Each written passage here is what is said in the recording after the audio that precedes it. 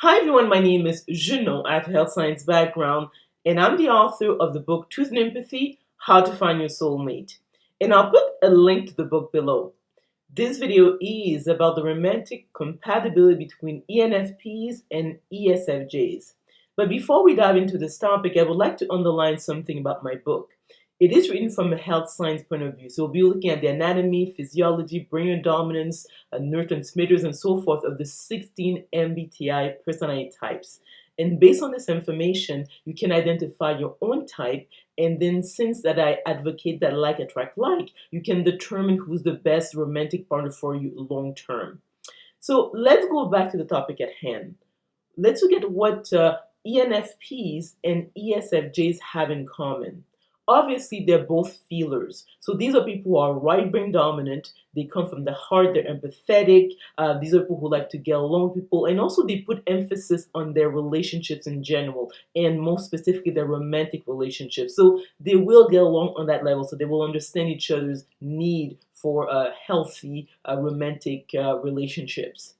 But besides that, they will face a number of challenges. The first one is that the ENFP is an intuitive feeler, so it has amongst the best energy. They are among the universal healers. And the ESFJ, being a sensor judger, has among the lowest energy. So, in other words, if the ENFP spends a lot of time with the ESFJ, they will feel tired and drained. They might not understand why, because they'll say, well, this person seems like a nice person, and they're trying to get along, but somehow they feel tired. And the other aspect is that the ENFP, although officially an extrovert, will behave more like an introvert because of the fact that it has the best energy. Because it's not so much if officially someone is an introvert or extrovert, it has to do with their energy compared to people around them. So if a person has among the best energies, they will need time alone to recharge before again interacting with others.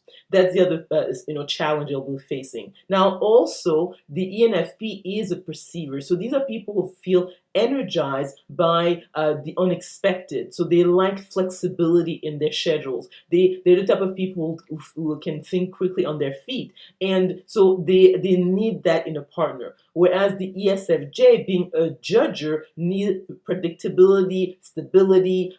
They don't like surprises at last minute. They feel stressed by a change in what is been established ahead of time. So in other words, the ENFP will feel restricted by the ESFJ in this area, and the ESFJ will feel that they cannot really count on the ENFP because of the lack of predictability in terms of how they organize their lives. Again, that's a challenge. The other aspect is that the ENFP, being intuitive, is not very traditional. So these are people who like what is different, what is new, because obviously when you look at their function stack, they have extroverted intuition as their first function. So they are about the abstract future. Whereas the ESFJ, if you look again at their function stack, is that they have the introverted sensing as their second function. So really, these are people who are about the concrete past. They like things are predictable,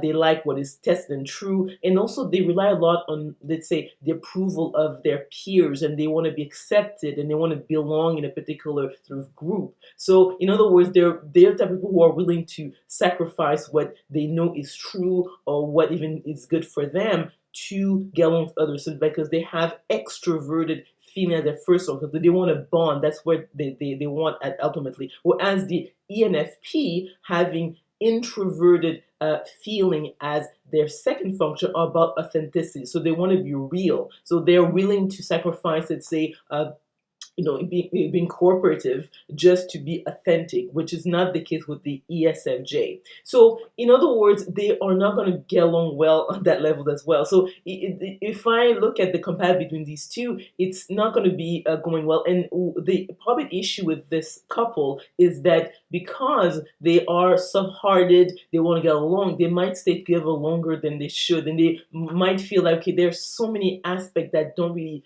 fit well together.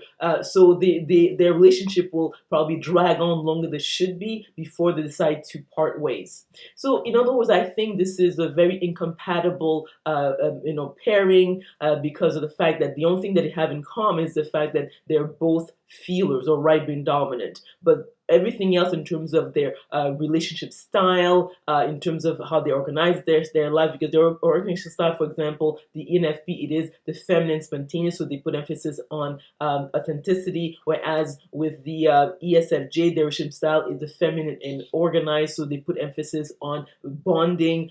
So the other aspect also in terms of their energies is totally like at extreme ends, one being into feeler, the NFP, so it has among the best energies. The ESFJ has among the lowest energy. So again, they won't feel good with each other if they spend a lot of time together. So let me know if you agree or disagree with this romantic compatibility analysis by commenting below. If you like this video, if you learned something, please click on the like button. Remember to click on the notification bell to be notified of other videos I'm going to be making. Subscribe to my channel, and we will talk soon.